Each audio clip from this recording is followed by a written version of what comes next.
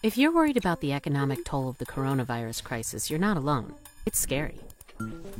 There is no clear forecast, and each country's experience will be different. Here's what we do know.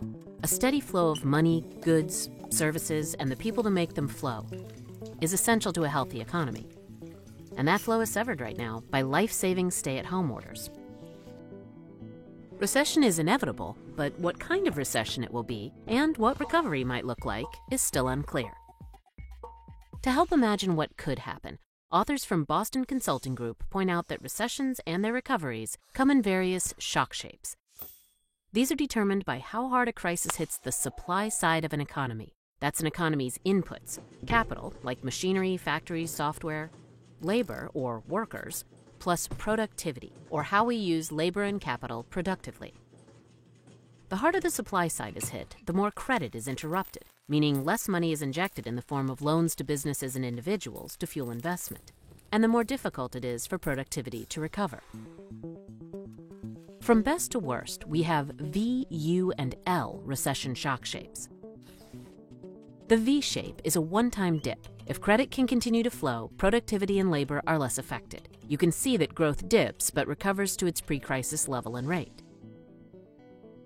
The U shape is much more costly. Credit flow is disrupted and growth drops precipitously, never rebounding to its pre-crisis path. The rate of growth recovers, see how the slopes are the same, but a large gap between the old and new paths represents one-off damage to the economy's supply side. The L shape is the worst. Credit is severely disrupted, not once but perpetually, and there is very little new investment. This economy never recovers its prior output path, and the rate of growth also declines. The crisis leaves permanent structural damage to the economy's supply side. These examples represent crises that started in the financial sector, disrupting credit flow and thus capital growth. We have some off-the-shelf policies for dealing with these. However, we are now in uncharted territory with a double risk of a financial system shock and an epic freeze of the real economy, the households, firms, and government that deliver real physical goods and services. Countries have no existing playbook for dealing with this double shock.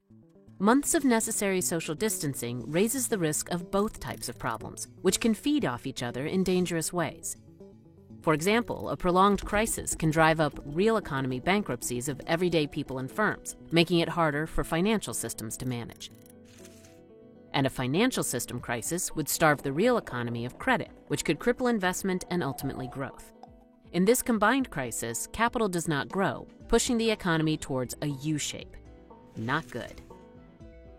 However, we can head off a U or L-shaped recovery and lessen the intensity of the crisis.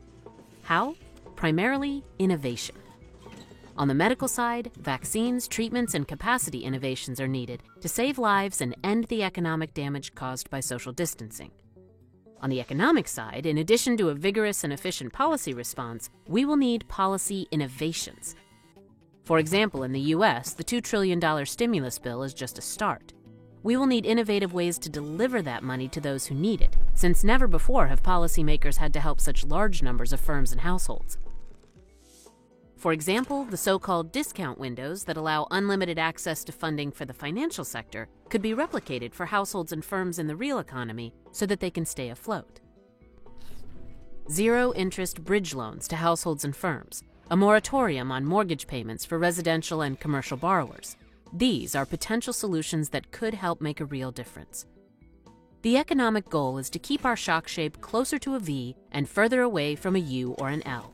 Speedy, well-executed medical and policy innovations are our best hope to save the most lives and avoid permanent economic damage.